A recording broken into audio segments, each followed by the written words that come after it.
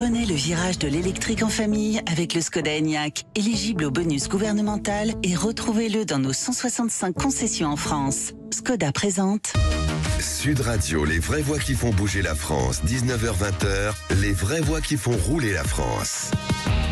Et on est ravis de vous retrouver en direct du Salon de l'Automobile de Lyon, émission 0 en tout cas, et chez nos amis de chez Skoda sur le stand immersif de ce constructeur tchèque, une expérience interactive sur une vision de l'avenir. En tout cas, on va en parler dans quelques instants. Yves Cara est resté avec nous. Ça va, Yves ? J'ai un smoothie délicieux avec des épinards, avec plein de fruits, c'est génial. J'adore. Oui, c'est une expérience chez Skoda où vous faites, si vous voulez un smoothie, il faut que vous pédaliez. Absolument. Bah là, c'est 100% écolo, il n'y a pas de problème. Absolument. Et à l'occasion de notre visite chez Skoda, on vous offre avec Skoda un très joli week-end, un week-end en relais château et en Enyaq Skoda, avec un dîner, une nuit, une activité exclusive. On vous prête cette voiture, donc vous pourrez bien entendu vivre une expérience fabuleuse. Ça peut tomber à n'importe quel moment, donc attention, soyez extrêmement vigilants. Allez, au sommaire de cette émission, le programme s'annonce chargé pour Skoda au cours des 3 prochaines années. Le constructeur tchèque s'émancipe. On parle de recyclage, d'innovation, de nouveautés, sont au menu de la feuille de route de la marque. Éric Boutin sera avec nous dans quelques instants, responsable expérience client chez Skoda Auto, en charge du développement des services digitaux, et Franck Legal, designer pour Skoda Auto, membre de l'équipe du design extérieur. Les constructeurs européens ont-ils vu les Chinois venir? Les fabricants chinois de voitures électriques visent activement le marché européen avec l'ambition d'y écouler une grande partie de leurs véhicules abordables et non polluants. Cette perspective soulève des inquiétudes parmi les gouvernements et les entreprises locales. Est-ce une crainte exagérée ou un danger réel pour l'industrie automobile historique de l'Europe qui semble perdre du terrain? On aura un débat avec Quentin Houvez, porte-parole de Skoda France, et Clément Lefebvre, porte-parole du constructeur au nom anglais mais chinois MG France. Et Lyon sera-t-elle la future capitale de la voiture? Par le nombre de marques présentes et l'importance des avant-premières dévoilées, le salon de l'automobile de Lyon est en train de s'imposer comme un rendez-vous incontournable de la filière. Anne-Marie Besner sera avec nous, la directrice du salon de l'auto de Lyon. On vous souhaite la bienvenue, c'est les vraies voix qui font rouler la France. Les vraies voix Sud Radio. Et souvent, lorsque vous allez chez un constructeur, on vous parle d'expérience client. Éric Boutin est avec nous, responsable de cette expérience chez Skoda Auto, en charge du développement des services digitaux. Bonsoir, merci d'être avec nous. Petit mot d'abord avec vous, Yves Cara. L'expérience client chez un constructeur, c'est ultime en fait. Oui, en fait, il faut souvent un mot pour définir des marques. Il y en a ses rapports qualité-prix, il y en a ses fiabilités, il y en a ses... Et chacun trouve ce qu'il veut dans une marque, et je crois que Skoda, c'est l'habitabilité. Voilà, c'est une voiture à vivre. Je crois que c'est ça qui définit un petit peu votre marque. Oui, exactement. Éric Boutin, merci d'être avec nous ce soir. Est-ce que finalement, ce qui se passe à l'intérieur, la vie à l'intérieur de chez Skoda aujourd'hui, c'est une importance ultime? C'est très important. Bien dans le micro. C'est très important pour nous chez Skoda. Et comme mentionné, les produits digitaux font partie de notre stratégie d'amener de plus en plus de produits qui ont une valeur pour le client. C'est ça qu'on mise beaucoup d'efforts. Quelles solutions numériques issues de Skoda, parce qu'on dit Skoda, on a eu la confirmation, sont applicables à la France? Donc, je vais vous mentionner mes 3 préférés. Le premier, moi, que j'aime le plus, c'est le certificat digital qui permet au client de télécharger directement de l'Internet un certificat digital qui est dans le fond, comme une empreinte digitale de son véhicule, avec le millage, les services. Donc, c'est une preuve d'authenticité pour le client s'il veut revendre son véhicule. Donc, ça a beaucoup de valeur pour le client et c'est quelque chose qu'on offre gratuitement aussi pour les clients. J'adore votre accent lyonnais. Oui, merci, oui. Merci. J'essaie de le cacher un petit peu. Et le deuxième service, le deuxième service préféré, c'est le Power Pass, c'est-à-dire d'offrir au client une façon de chercher une borne de chargement lorsqu'il est nécessaire et de consolider toutes les facturations, toutes ces factures pour ses besoins de chargement. En fait, ce sont des éléments de facilitation du bien vivre dans une voiture. Exactement. Et pour terminer, le dernier, ce serait les fonctions de demande, qui permettent d'acheter des fonctions, des choses, des options qui n'étaient pas disponibles sur le véhicule lors de l'achat du véhicule. Quelle solution numérique devrait arriver prochainement en France et travaillez-vous sur de nouvelles solutions pour la France? Oui, beaucoup d'efforts présentement sur le marché français. On va lancer cette année, d'ici la fin de l'année, Pay to Park et Pay to Fuel, qui sont encore centres, dans le fond, sur la valeur au client, pour aider le client à se stationner, à consolider, dans le fond, tous ces paiements de factures, de stationnement, et tout ça pour se faire à l'intérieur du véhicule, directement de l'écran du véhicule. Et ces services vont être lancés d'ici la fin de l'année. Alors, on a envie de savoir si forcément vous avez approché des sociétés françaises. Oui, on a approché plusieurs sociétés françaises, que ce soit aussi pour le Pay to Fuel, mais aussi pour notre nouveau service qui s'appelle Location Based Offer, qui offre des offres aux clients basées sur la localisation du véhicule. Donc, on va lancer ça cette année. On travaille beaucoup avec les entreprises françaises pour les intégrer. On a envie, forcément, quand on parle enfin, en tout cas de ce qui nous concerne, de la protection des données, puisque ça, c'est un élément aussi important quand on parle d'Internet ou quand on parle de géolocalisation. Oui. Et j'imagine que c'est un sujet important chez vous aussi. C'est un sujet très important, puis c'est un sujet aussi qui a deux côtés. Premièrement, on doit suivre les normes GDPR, qui sont les normes européennes, qu'on doit s'assurer de suivre, mais on doit aussi travailler afin de trouver des solutions qui vont aussi aider le client à avoir une expérience agréable. Et qu'est-ce qu'on a fait? C'est qu'on a développé le Škoda ID, qui est un seul ID qui permet de consolider les consentements. Donc, un client peut donner son consentement une fois et, dans le fond, il n'a pas besoin de le faire plusieurs fois. Et suite à ce consentement-là, ça lui permet, dans le fond, d'avoir partagé les données s'il choisit de partager les données ou de refuser de partager les données, mais ça se fait d'une façon, une fois seulement. Donc, avec ça, ça permet de donner au client une expérience meilleure. Une question qui se pose, l'expérience client, elle peut être 100% en ligne à l'avenir. Et puis, est-ce que les achats de voitures en ligne sont importants en pourcentage, ou est-ce que le contact humain, on va chez son concessionnaire, son agent, on voit le vendeur ou la vendeuse, on discute, etc. C'est encore incontournable et ça restera? Ou est-ce que c'est très différent selon les pays? C'est différent, mais le concessionnaire reste une force compétitive pour nous. Il est très important dans la valeur de valeur ajoutée pour la marque Škoda. Et en France, on travaille avec nos concessionnaires, c'est très important. Et le marché français est un pivot pour nous, est un marché très important aussi. Et on utilise le marché français aussi beaucoup pour tester de nouvelles solutions. Donc les solutions en ligne, par exemple, on va lancer une nouvelle application d'ici la fin de l'année. On va intégrer l'année prochaine la configuration de véhicules qui vont pouvoir se faire directement du téléphone et non nécessairement d'un ordinateur. Et le marché français fait partie des 5 marchés en Europe qui seront, dans le fond, intégrés et lancés d'ici la fin de l'année. Donc, on est très fiers de ça parce que le consommateur français est un consommateur éduqué, c'est un consommateur aussi progressif, puis on utilise beaucoup le marché français comme un test aussi pour s'assurer d'avoir un succès aussi pour le restant de l'Union européenne. Ils savent nous caresser dans le sens du poil, les Canadiens. Vous avez remarqué, Philippe David? Oui, mais alors, je crois que vous avez comme une heure, vous avez dit qu'il avait l'accent lyonnais. Moi, je crois qu'il a l'accent belge plutôt. Oui, j'ai un problème auditif. Yves Cara, quand on voit aujourd'hui l'innovation, la technologie de chez Škoda, par exemple, et on se dit que finalement, les voitures, elles évoluent avec nous. Plus personne ne peut partir sans son portable. On est ultra connecté. Si la voiture ne suit pas, c'est un problème. Oui, c'est un problème, mais peut-être un problème de connectivité dans quelques années. On en parlait avec le président de la FIEF qui est avec nous il y a quelques minutes. Ça risque de poser un problème. Alors, acheter sur Internet, qui peut imaginer acheter définitivement, c'est-à-dire verser l'argent sans essayer quelque chose qu'on va acheter qui coûte plusieurs dizaines de milliers d'euros. Moi, je le ferai pas, je pense que personne ne le fera. Par contre, ça peut être complémentaire du parcours de l'achat, effectivement, d'aller sur Internet. Et si vous le permettez, je voudrais poser une question au sujet de ce que vous avez dit. Vous pourrez upgrader la voiture au fur et à mesure en téléchargeant dans la voiture des applications nouvelles et de plus en plus performantes. Un exemple, c'est ce qu'on appelle en anglais ambient lighting, c'est-à-dire l'intérieur, l'éclairage intérieur. Lors de l'achat du véhicule, il n'est pas nécessaire d'acheter cette fonction. Et suite, plus tard, il est possible d'acheter cette fonction et de l'installer dans le véhicule. D'accord. Et une fois que c'était fait, dans le fond, ça se trouve être la même fonction que le propriétaire a eue lors de l'achat du véhicule. Alors, quand on a un téléphone ou un ordinateur, assez rapidement, au bout de 4-5 ans, on ne peut plus rien télécharger parce que la puissance n'est plus nécessaire et ce qui arrive est trop puissant, trop important. Est-ce qu'on ne va pas arriver à ça avec les voitures? Au bout de 10 ans, la technologie ne sera pas assez puissante, elle sera dépassée et vous ne pourrez plus rien télécharger, si je veux dire, dans la voiture. Et là, votre voiture, elle ne vaut plus rien. Il y a aussi des limites, c'est certain, au point de vue des logiciels qu'on peut installer, les upgrades, comme on dirait aussi, qui peuvent être faits sur les véhicules.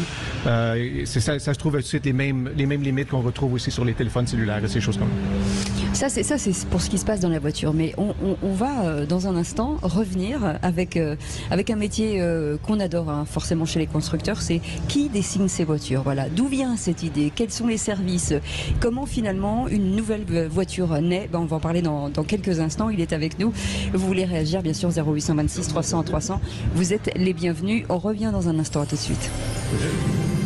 Et juste avant, j'avais oublié c'est presque le principal, ce joli cadeau. Alors voilà, à partir de maintenant, vous allez pouvoir peut-être remporter un très joli cadeau, un week-end en relais château en Enyaq, Skoda. Ils vont vous prêter cette voiture, vous allez rentrer dedans, vous allez partir, faire que quelques kilomètres avec la personne de votre choix. Vous allez passer un dîner, la nuit, des activités assez exclusives et vivre une expérience pendant un week-end, Philippe David. Absolument, une expérience fabuleuse dans un relais château. Alors excusez-moi, mais passer un week-end en amoureux comme ça, ou pas, mais c'est encore mieux. Si on partait tous les deux, on ne serait pas amoureux, Philippe David. Mais je confirme. Ne balancez pas notre vie privée à l'antenne. Quel numéro d'appel? Allez. Si ça vous dérange pas, je choisirais un de ces trois messieurs. Ça vous dérange pas? Non, pas de souci. Ok, allez, 0826 300 300.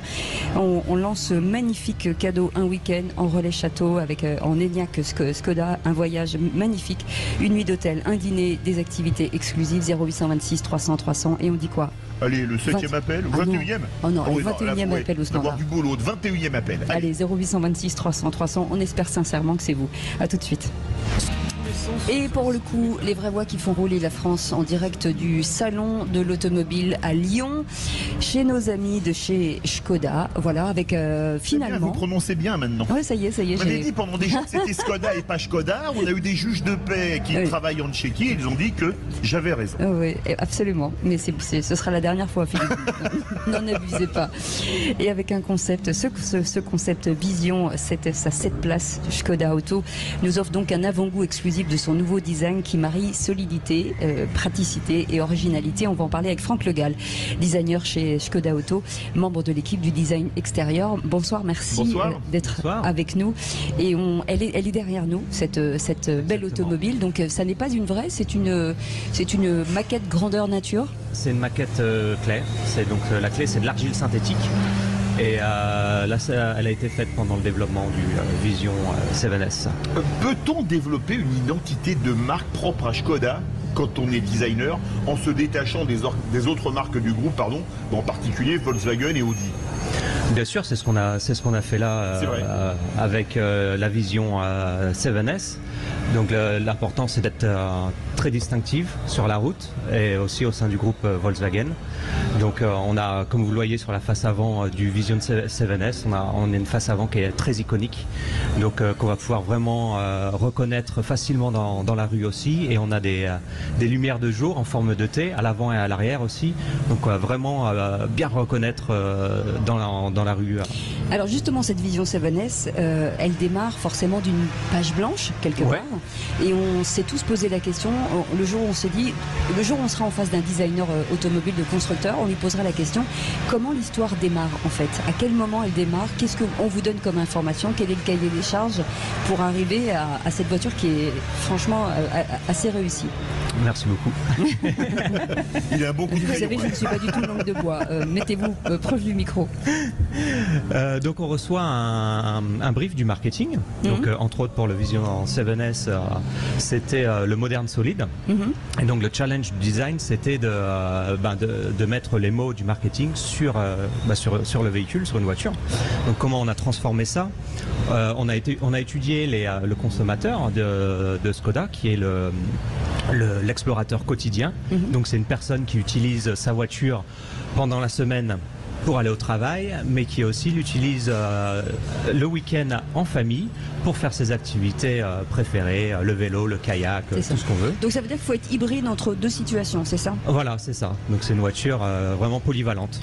Et comment est-ce qu'on dessine... Ah, allez-y. Ouais. Et du coup, après, l'idée, c'était vraiment d'étudier le consommateur, ce qu'il faisait avec sa voiture.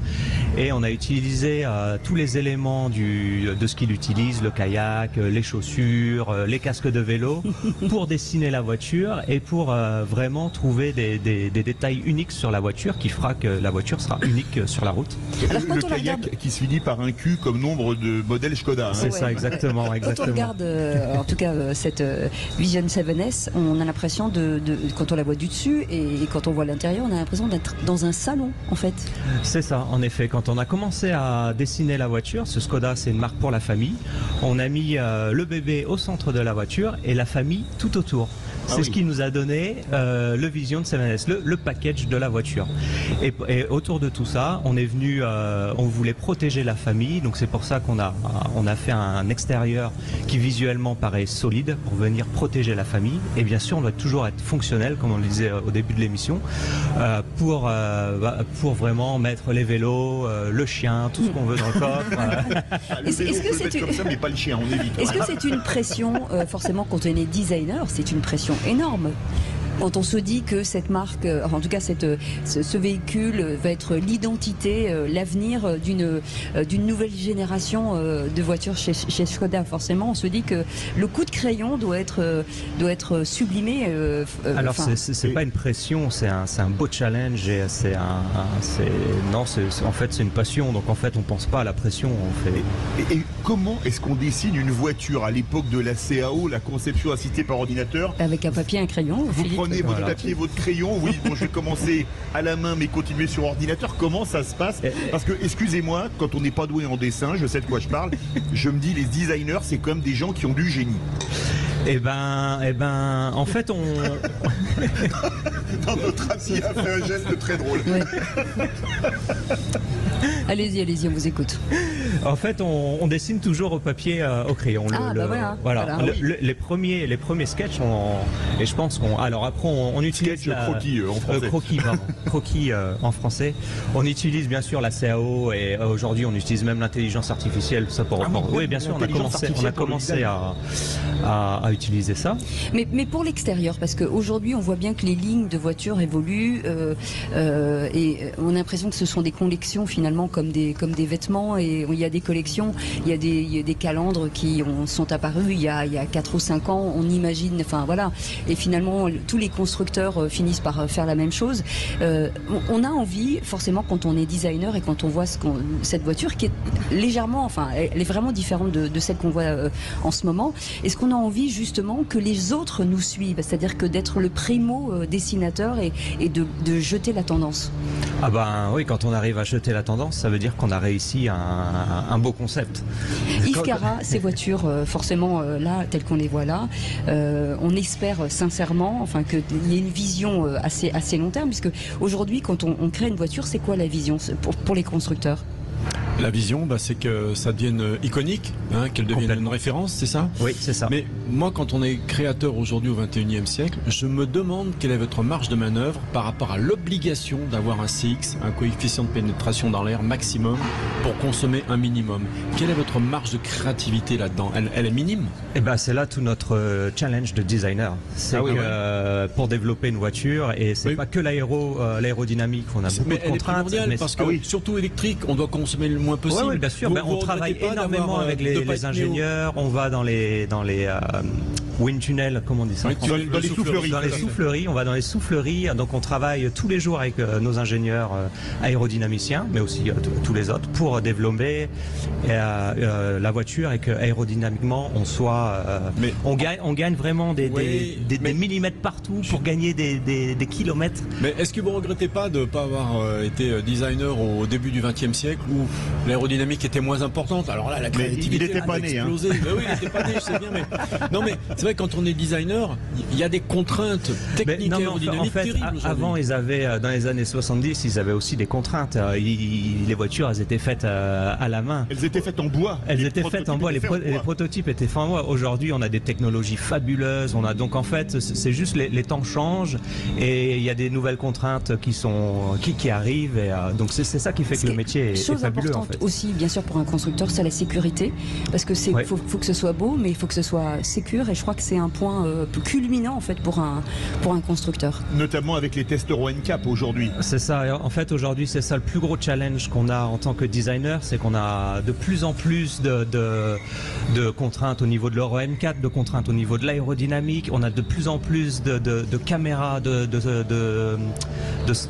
sensors, de détecteurs, de capteurs, de caméras à l'arrière quand vous reculez. Et la grosse difficulté, en effet, c'est la marge de manœuvre qu'on a pour faire une belle voiture iconique. Et voilà, et toujours avoir autant de passion dans notre métier. Hein. Alors celle-ci, forcément, elle va se décliner. Hein, ça va être la tête de proue d'une gamme. Elle va se décliner avec forcément un design qui va se retrouver dans des plus petits modèles.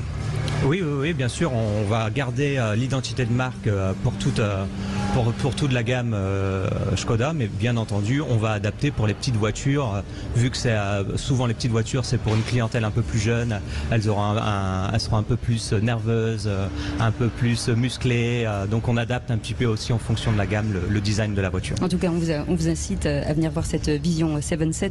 C'est une 7 places, elle est magnifique, elle est chez Škoda Auto. On fait une petite pause, on revient dans quelques instants. On parlera d'un métier Mobiliance et on est ensemble jusqu'à 20h chez Škoda. Merci en tout cas de venir nous voir et merci de nous accueillir chez vous. À tout de suite. Et les vraies voix qui font rouler la France se sont déplacées au salon de l'automobile de Lyon pour voir, puisque nous voulions la voir, la Vision 7S, le 7 places du nouveau, en tout cas le nouveau 7 places de chez Škoda, et on est ravis d'être avec eux aujourd'hui. Et on parle de métier chez Mobiliance avec vous, Philippe David. Oui, Cécile. Aujourd'hui, avec Mobiliance, nous recevons Ronny Rajinanden, expert véhicule B2B, business to business. Bonsoir. Exactement, bonsoir. Et Sofia Mokrani de BEV également, experte en solutions de recharge société. Alors BEV, c'est une plateforme spécialisée dans la mobilité électrique. Présentez-nous BIV. Carrément. Merci beaucoup déjà de nous recevoir. Et BIV, c'est l'acteur indépendant qui facilite, si je puis dire, l'accès, le passage à l'électrique. Donc c'est assez bref, mais on accompagne aujourd'hui les particuliers et les entreprises à passer à l'électrique. Ça passe par tout simplement le choix du véhicule, mais aussi tout le conseil, l'accompagnement derrière. Et vous avez une partie véhicule, donc pour aider à choisir son véhicule électrique pour les flottes, comment ça marche? Exactement. Donc nous avons une plateforme déjà numérique à 100%, et ensuite derrière ça, nous avons une équipe d'experts qui va vous accompagner à choisir le véhicule, mais pas que. Ça va bien au-delà de ça. On va vous accompagner sur la partie financement. Le leasing notamment, quel est le financement qui va être le plus adéquat, est-ce que ça va être la LOA, la LLD, voilà, je pense que c'est des termes qui parlent à tout le monde aujourd'hui. Oui. Donc vraiment, quel est le choix le plus adéquat, et puis aussi sur la partie éventuellement fiscalité, donc voilà. Alors vous avez une autre partie, les solutions de recharge. Expliquez-nous comment ça marche, Sofia Mokrani, parce que là vous faites le génie civil et tout ce qui va bien. Complètement, donc on fait la solution complète pour le particulier à son domicile, le collaborateur à son domicile ou pour l'entreprise qui a plusieurs sites à équiper. Donc ça comprend l'étude, l'estimation du projet, génie électrique, génie civil, fourniture du matériel. Puis il y a la proposition en achat, en location, l'outil de supervision, donc c'est l'outil qui permet de monétiser la recharge ou de récupérer les données du collaborateur si jamais c'est une borne à son domicile, la proposition d'un contrat de maintenance en abonnement mensuel ou annuel, et le montage des dossiers de subvention s'il y en a. Quelles sont les premières peurs et les premiers freins des clients entrepreneurs lorsque vous les abordez? Ils vous appellent, ils sont certainement un peu craintifs. Quelles sont leurs premières peurs? Alors, dans un premier temps, ça va parler véhicule, ça va parler autonomie. Ils vont tout de suite parler par rapport à leur trajet quotidien. Ils vont se dire, ok, est-ce que ça va correspondre? Est-ce que je vais réussir finalement à réaliser les trajets que je fais habituellement? Bien sûr. Est-ce que je vais réussir à me recharger? Est-ce que derrière ça va correspondre vraiment à mon activité? Est-ce que ça va pas chambouler finalement mon activité quotidienne? Ça, c'est vraiment en danger. peut-être la mettre en danger, ça peut être un risque. Exactement. Et il y a beaucoup de doutes par rapport à ça. Et dans un second temps, est-ce que finalement ce véhicule va vraiment combler en fait mes besoins? Il y a cet aspect où c'est craintif. Et est-ce que vous avez eu des refus, des gens qui ont dit non, finalement c'est pas pour moi, pas encore en tout cas? Carrément. Alors, on a tous les jours des personnes qui sont dubitatives et au quotidien, ils se démarrent un projet parce que éventuellement ils voient une pub ou alors ils entendent parler de quelqu'un dans leur entourage qui passe à l'électrique. Et finalement, quand on fait la faisabilité du projet, il y a des craintes qui s'installent, et notamment sur la partie éventuellement financement, accessibilité aussi du véhicule, donc par rapport à leur zone géographique. Donc voilà, c'est un autre état d'esprit, donc ça se calcule. Et quels sont, pour conclure, vos liens avec Mobiliance? Alors nos liens avec Mobiliance, on échange avec eux, on est en partenariat avec eux depuis notre création il y a 4 ans. Donc ils nous ont aidés à lever toutes les problématiques qu'il y avait autour de la distribution, du financement des infrastructures de recharge pour développer la transition écologique du parc automobile français. On a aussi été accueillis dans leur incubateur à Station F, co-créé avec VIAID, qui s'appelle le Move Lab. Ils nous ont aussi aidés à créer une offre d'installation de bornes de recharge pour les membres de l'ex-club Identicar qui s'appelle Club Roule. Merci beaucoup. Ronnie Radjinunden, expert véhicule B2B, et Sophia Mokrani, experte en solutions de recharge société de BIV. Merci beaucoup. Merci à vous. Et puis une bonne nouvelle, encore une. On a une gagnante. Écoutez cette petite musique qui devrait vous ravir. Et nous avons Ophélie au 0826 300 300. Bonsoir Ophélie. Bonsoir Ophélie. Allô, oui, bonsoir, Cécile de Minibus et Philippe David et les autres vraies voix. Je suis très heureuse d'avoir gagné. Du coup, oh non, vous l'avez pas dit. En plus, quand j'ai appelé, j'étais dans ma voiture. Et dans ma voiture qui est une Skoda Scala. Ah, vous avez quoi comme Skoda? Vous roulez en Skoda? Une Scala, oui, depuis 2 ans. Très bien. Je suis très contente. Alors, écoutez, Ophélie. Je suis très contente parce que je fais 113 km pour aller au travail, aller-retour, donc c'est parfait.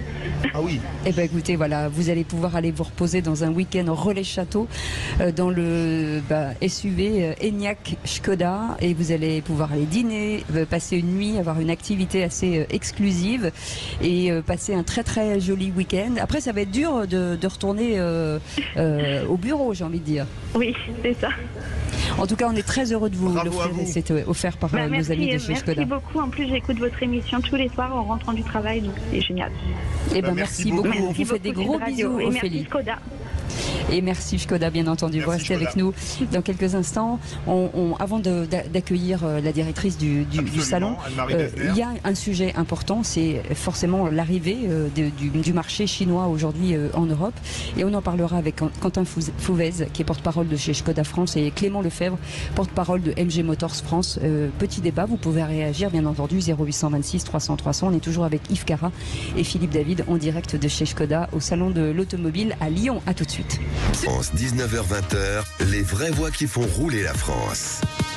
Et nous sommes sur le stand de Skoda au salon de l'automobile à Lyon. On est très très bien accueillis et avec un sujet important, puisqu'on va parler des constructeurs européens. Est-ce qu'ils ont vu venir, en tout cas les Chinois, les fabricants chinois de voitures électriques visent activement aujourd'hui le marché européen, avec cette ambition forcément d'écouler le maximum de voitures. Et en face, les perspectives forcément soulèvent des inquiétudes.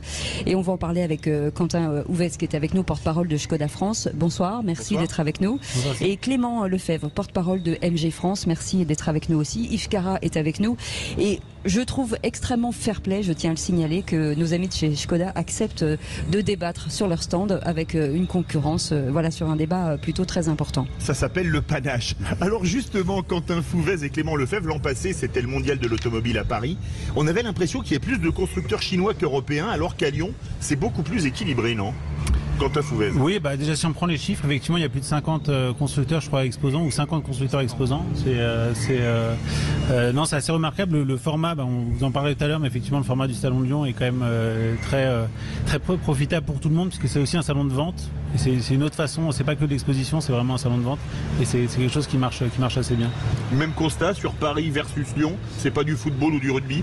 Alors on n'était pas du tout présents nous à Paris cette année, puisqu'en fait on essaie d'être au plus proche des gens l'an passé. Et le salon de Lyon, c'est un format qui marche très bien, parce qu'il y a des ventes qui se font directement sur le stand, il y a des essais qui sont faits à côté, donc c'est un vrai moyen de nous d'être au contact vraiment des gens. Quentin Fouvez, Škoda, c'est un constructeur historique européen fondé en 1895, donc il y a 128 ans, excusez du peu, faisant partie d'un des plus grands groupes européens VAG. Comment voit-on cette arrivée massive des constructeurs chinois en Europe ? C'est une tendance générale. C'est pas que les constructeurs chinois, on a des nouveaux acteurs aussi, des nouveaux acteurs américains par exemple. On parle beaucoup de Tesla. Il y a des acteurs coréens qui s'affirment de plus en plus avec des offres très pertinentes. On voit pas l'arrivée d'une concurrence en fonction de son origine géographique, mais c'est vraiment effectivement ils arrivent avec des produits cohérents et c'est une façon aussi de nous challenger, de nous forcer à faire mieux de toute façon. Clément Lefebvre, MG, c'était une marque britannique mythique. Aujourd'hui, c'est chinois. Que représente le marché européen pour les constructeurs chinois? Le marché européen, c'est quelque chose de très important parce que c'est là où se font les grosses tendances dans l'évolution de l'automobile, dans le design, dans beaucoup de technologies. Et aujourd'hui, en fait, avec l'arrivée et l'avènement de la voiture électrique, les Chinois et les Asiatiques reprennent un peu le dessus au niveau technologie parce que depuis des années et des années, dans les pays asiatiques, on fabrique des batteries, on fabrique des moteurs électriques. Et aujourd'hui, c'est ces technologies-là qui vont faire la différence dans une voiture et aussi toute l'interface homme-machine. Et c'est vrai que les cartes sont un peu rebattues avec ce changement de motorisation qui est la plus grosse évolution aujourd'hui dans l'histoire de l'automobile. Yves Carra veut réagir. Oui, est-ce que le score environnemental qui va être mis au point par le gouvernement, on parle de début octobre, qui va prendre en compte les émissions de CO2 à la fabrication, grosso modo c'est un petit peu pour limiter la vente des voitures chinoises, soyons clairs. Est-ce que ça vous inquiète ? Écoutez, le fait de baser le score environnemental d'une voiture sur la fabrication, c'est quelque chose qui est très logique au final, puisque sur une voiture électrique, la part de la fabrication est plus importante que la part des émissions qui sont faites après à l'utilisation de la voiture. C'est l'inverse de la voiture thermique. Il faut garder à l'esprit quand même qu'une voiture électrique aujourd'hui, même fabriquée en Chine selon les bases des calculs de l'État, reste moins impactante sur l'environnement qu'un véhicule thermique sur l'ensemble de son cycle de vie. Alors effectivement, le choix a été fait de la part des gouvernants de travailler dessus et les critères qui ont été choisis sont peu ou pas définis et sont pas forcément basés sur une réalité concrète. Alors on peut faire appel des différentes décisions si on a des certificats ou des moyens de prouver en tout cas que les chiffres qui sont pris ne sont pas les bons et donc on peut s'affranchir des scores de son pays. En revanche là le temps imparti, le délai imparti en donnant un premier projet de décret en plein milieu des vacances, puis après de le remodifier encore à quelques jours et puis de vous dire le 15 décembre on décidera en fonction du score que vous avez ce qu'on voudra bien vous donner comme bonus. Là la partie gouvernementale elle n'est pas dans un jeu de recherche d'écologie, mais plutôt de protectionnisme pour les constructeurs européens. Oui, c'est une façon déguisée de faire du protectionnisme, ce que font les Chinois, ce que font les Américains, ce que font tout le monde. Mais est-ce que, alors là je me fais vraiment l'avocat du diable, est-ce que les chiffres fournis par les Chinois seront fiables ? Écoutez, s'il y a des certifications qui sont données, non bien sûr, si les certifications sont faites par des organismes indépendants, ils sont capables de le faire pour des télés, pour des réfrigérateurs, ils le seront tout autant pour une voiture. Quentin Souvez, on a parlé de l'importance du marché européen pour les constructeurs chinois comme MG. L'importance du marché chinois pour un constructeur européen comme Škoda, je me rappelle, il y a une dizaine d'années, j'étais en Chine et j'avais vu des Škoda Octavia dans Pékin et dans Hong Kong. Je me dis tiens, on en trouve même ici. C'est vrai. Quoi le marché chinois? C'est vrai. Le marché chinois a longtemps été un marché très important pour Škoda. C'est un peu moins vrai aujourd'hui. On a une vraie tendance maintenant à aller vers un nouvel Eldorado entre guillemets qui serait l'Inde, où on développe des produits localement pour le marché indien Made in India, développés localement avec des responsables de design mais aussi technologique en fonction des besoins des clients indiens. Et là on ouvre en ce moment une nouvelle étape avec notre entrée au Vietnam et on a de grosses espérances sur ces marchés-là. Alors moi je dois faire un aveu. Vraiment je n'ai jamais conduit de Škoda. Jusqu'à présent, mais ça va changer. Dans les semaines qui viennent et les mois qui viennent, promis, je les essaye et vous verrez ça sur mes réseaux sociaux. Vous allez tenter de le convertir là, de force, Quentin Souvez. On n'aura pas à le convertir, le faire rentrer dedans sera tout simplement la première étape vers la rédemption et va tout simplement revenir Alléluia. Naturellement.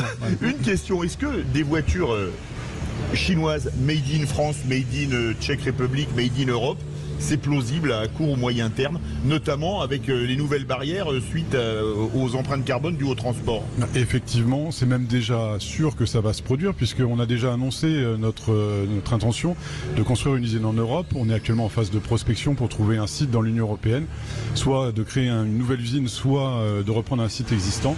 Et pour l'instant, on n'a pas de délai à donner, mais soyez sûr que vous allez conduire des voitures chinoises fabriquées en Europe, puisque ça n'amuse personne de payer du transport et des droits de douane, et il est beaucoup moins impactant de toute façon de produire en local. Donc clairement, notre intention, elle est là. Merci en tout cas Quentin Ouvès d'avoir été avec nous, porte-parole de Skoda France, et Clément Lefebvre, porte-parole de MG France. Et puis puisque nous sommes au salon aujourd'hui de l'automobile et nous sommes à Lyon, forcément nous avions envie de dire un mot à sa directrice, puisque c'est la question que l'on se posait tout au début de cette émission. Est-ce que finalement Lyon sera la future capitale de la voiture? Anne-Marie Besner, bonjour. Bonsoir. Directrice de ce salon. C'est une vraie question, puisque aujourd'hui tous les projecteurs sont tournés vers vous. Un salon qui cartonne, qui cartonnait déjà l'année dernière, et là je sens que on est monté d'un cran avec 50 constructeurs ici dans ce salon. Oui Cécile, on est très heureux et très fiers de ces 50 marques, et surtout la nouveauté cette année, c'est que justement il y a plus de 40 nouveautés et avant-premières nationales et internationales qui sont présentées sur le salon. Et je crois que le rapport d'étonnement aujourd'hui de vos collègues des médias nationaux, de la presse spécialisée, c'est que finalement en une journée ou une demi-journée, ils ont la panoplie européenne du monde de l'automobile aujourd'hui. Oui, que ce soit même du sport automobile, parce que de l'équipement, du sport automobile, de toutes les mobilités, parce qu'on parle de voitures, mais en fait on a une espèce une vision globale des mobilités en France. Exactement, on parle d'un salon à 360 degrés du monde automobile. Tout à fait, Cécile. À quel moment sait-on, là aujourd'hui c'est la journée inauguration, accueil, etc. À quel moment sait-on qu'un salon va être une réussite? Le jour de l'inauguration ou je crois qu'on le sait dans la préparation du salon. Déjà, la première chose, c'est réunir les exposants. Et ensuite, c'est de faire venir les visiteurs, ou plutôt les visiteurs qualifiés. Puisque le Covid nous a appris ça. On était un peu à la course aux visiteurs volume. Mais ce qui importe, c'est que l'exposant soit satisfait et que le visiteur soit qualifié, vienne commander, acheter, essayer une voiture. Donc aujourd'hui, effectivement, les indicateurs sont plutôt au vert. Il faut dire qu'un salon est une réussite ou pas. C'est une façon de parler de l'automobile au sens propre et au sens figuré. Au vert comme la couleur du stand d'ailleurs. Exactement, on est tout en vert là chez Skoda, dans l'univers Skoda. Et je remarque aussi que cet univers Skoda est formidable dans les murs de Rexpo. Donc je dis à toutes les marques automobiles que vous pouvez faire des magnifiques événements dans Rexpo. Et donc aujourd'hui on sent que la réussite est là. Maintenant on dit que c'est à la fin de la foire qu'on compte les bœufs, ou je ne sais plus comment, mais les bouses. Désolé, donc à la fin du bal qu'on paye les musiciens. Voilà, exactement. Ça marche aussi. Mais la tendance est bonne, et vraiment le fait que les marques cette année, cette édition, aient décidé de lancer leurs nouveautés, leur avant-première sur le salon, ça montre qu'on a franchi un cap de notoriété. J'écoutais Skoda et MG qui disaient que ce salon, il avait le bon format et qu'il était vraiment, qui correspondait au marché, avec de la vente. Et je pourrais citer la formule 3/4 vente et 1/4 image. Exactement, la nature a horreur du vide. Vous avez pris la place qu'a laissé libre le salon de Paris, mais sans bling bling. On est sorti du bling bling. C'est un salon qui ne coûte pas des centaines de millions, des dizaines de millions aux constructeurs. Ils viennent vendre, présenter leurs nouveautés, et ça c'est voilà, on a un vrai salon de l'auto, et je vais rajouter, qui fait rêver. Il fait rêver encore celui-là. Oui, Yves, vous avez raison, puisqu'on a aussi 8 voitures de prestige, et pas des moindres, puisqu'on a Ferrari, Aston Martin, qui a montré sa DB12, sa nouvelle DB12 hier soir en avant-première mondiale sur le salon de Lyon. Donc ça, c'est vraiment un scoop. Et on a aussi évidemment Porsche, Maserati, McLaren, Lotus cette année. Donc on est très fiers. Et je rappelle quand même que le prix est très attractif aussi pour les visiteurs, ce qui est important de le dire aussi.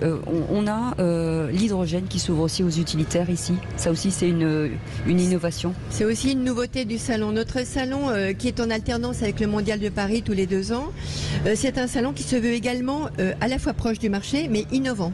Donc cette année, l'innovation, c'est avec l'émission H24, avec Symbio, d'expliquer au grand public la solution hydrogène. Et ça, c'est une nouveauté. C'est la première fois que la solution hydrogène est montrée sur un salon grand public automobile. Je vous avoue, Cécile, je suis allé sur le stand d'Aston Martin, j'ai dit mon nom est David, Philippe David, et ils m'ont pas laissé partir avec la DB12. Ah, vous comprenez pourquoi? C'est bête. Oui, je comprends vraiment. Ah bon, vous pouvez m'expliquer? Physiquement, c'est pas vous en fait. Et ils se sont dit ça ne rentrera jamais. Avec aussi quand même une sélection rapidement de young timers, de vieilles voitures, puisque on parle d'innovation de demain, mais il y a aussi les voitures passion. Voilà, je disais lors d'une dernière émission qu'on a eue ensemble que notre salon était frugal pour les exposants et appétissant pour les visiteurs. Alors je peux vous dire que là, pendant les 3 jours, ça va être qui vont arriver, plus le 4e jour lundi, c'est que des animations, les Young Timers, les combis VV, le sport auto, le e-sport, j'en passe et des meilleurs. Vraiment, c'est tout fait pour l'animation autour du monde de l'automobile. Et bien sûr, j'ai pas oublié les mobilités et les vélos. Merci beaucoup en tout cas Anne-Marie Besner d'avoir été avec nous, directrice de ce salon de l'auto.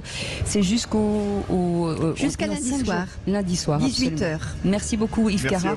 On remercie aussi Quentin Ouves, porte-parole de Skoda France, qui nous a permis de faire cette belle émission ici, et toute la famille bien entendu Skoda. Philippe, on se retrouve demain à 17h. Demain 17h en studio à Paris, avec un immense plaisir. Tout de suite sur Radio à votre service avec vous Cécile, et ensuite au cœur de la mêlée avec Alexandre Priam. Et merci à Romain et à Aurore, notre équipe formidable sur place, et bien sûr on pense à Benoît et à Aude. Allez, passez une belle soirée, salut, à demain.